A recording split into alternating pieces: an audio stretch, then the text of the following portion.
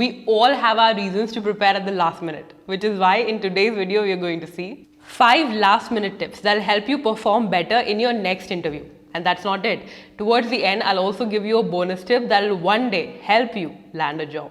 But before that, if you find our videos useful, make sure you hit that big fat like button because that motivates us to make more videos. Let's begin.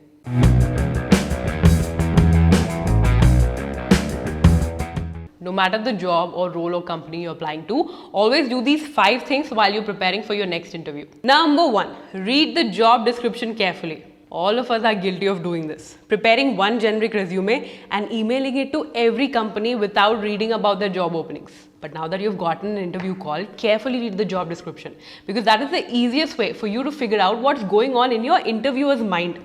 While reading the JD, notice what are the minimum qualifications for the job, preferred qualifications, responsibilities, how it describes the company. The more you read it, the more you'll understand where there's an overlap between what they want and what your strengths are. And this overlap is what you need to keep reiterating and reminding them throughout the interview. Show them how you can solve the problems that they are currently facing. I'll tell you how to do that effectively in tip number 3. But for now, open your job description and read every word carefully twice. Tip number 2, reach out to people who have already interviewed for that company or even for that role. It's the corporate equivalent of your college days when you used to stand outside a lab and ask your friends, hey, what Viva questions did the examiner ask? There is nothing wrong with learning from your friends' experiences. But now you can't stand outside a lab waiting for your friends, no. But this is what you can do. On LinkedIn, you'll find at least one friend or at least a friend of a friend who's working in the company that you're currently applying to. If not friends, then on professional networks like LinkedIn, you can at least find employees or past employees of that company to whom you can request and ask for interview advice. Who knows, they might just reply back. And if even that is not working, then go to websites like Monster, Geeks for Geeks, Glassdoor, where people write about their interview experience with the company. Most of the time, they even directly write the questions asked during the interview. Basically, do whatever you can to at least get a brief idea of how the interview process is going to be like from someone else who has already been there, done that. Tip number 3, prepare your stories. Now, after you've read the job description carefully and reached out to someone, the third and the most important thing to do is to get your stories ready. What stories? Stories that will tell your interviewer that you are a perfect fit for this job. For example, if your interviewer asks you, how are your communication skills? You can't just say, yeah, I have good communication skills. Your good might be different from the level of good they are looking for. To make your answer objective, you need to tell them stories from your professional life where you have used your communication skills to solve a problem.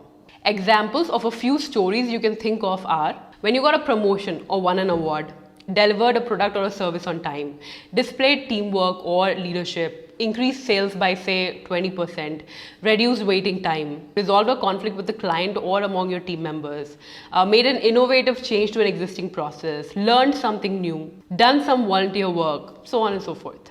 I know that it is not easy to think of such stories overnight, which is why we have created an interview preparation course at skillopro.com.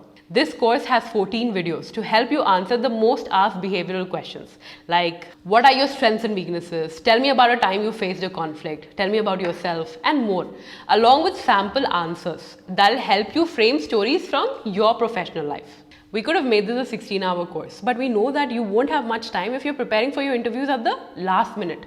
So we have spent months to make these videos concise and to the point so that you have to spend less time watching these videos. Because I myself am tired of buying courses where the instructor keeps rambling on and on.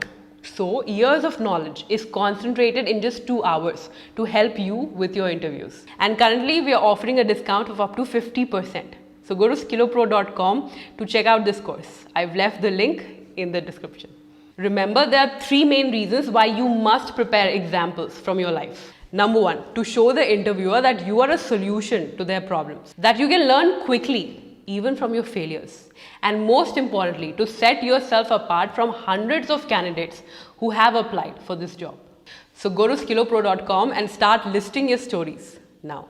Tip number 4, make it all about them. Sure, you don't like your current job, you might not like your current manager, or you might hate the salary that you're being paid. But the interview is not about you. It's about the company that you're applying to. So instead of saying, I'm leaving my old job because I hated being a software developer, talk about why you're passionate about the current role that you're applying. For example, let's assume you're applying for the role of a graphic designer.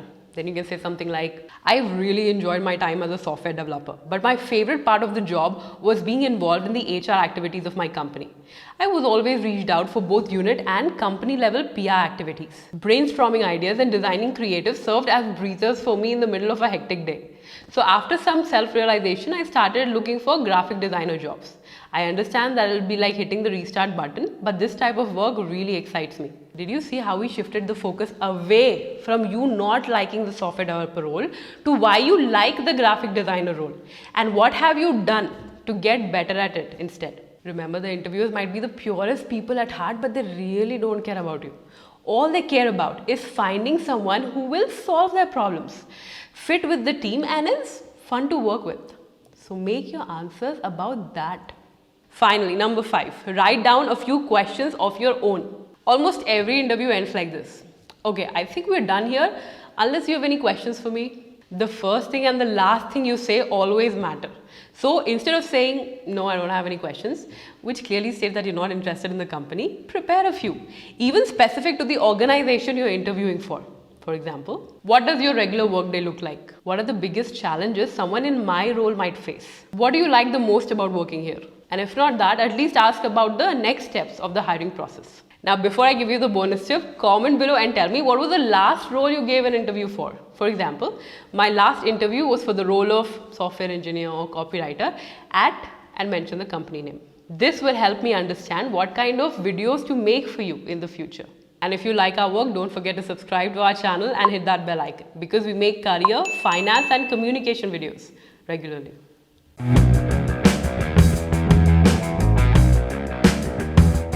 Look, attending interviews is a tedious process. From the time you start preparing for your first interview to the time you actually have an offer letter in your hand can take months. But when you have prepared answers for all the behavioral questions, have brushed up your technical skills, and you're getting feedback from your interviewers, the important thing is to keep the ball rolling. So today's bonus tip is this. Keep up your search. Even for a great resume, it can take around 10 to 15 interviews to land up a good offer letter. So don't let a good or a bad interview stop you from applying for the next one.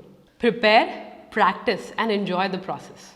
The more interviews you give, the better you'll get at it. And as discussed earlier, don't forget to check out our interview preparation course at skillopro.com to help you with this journey. I've left the link in the description. I'm going to see you in the next video. Until then, keep fighting the urban fight to be fit.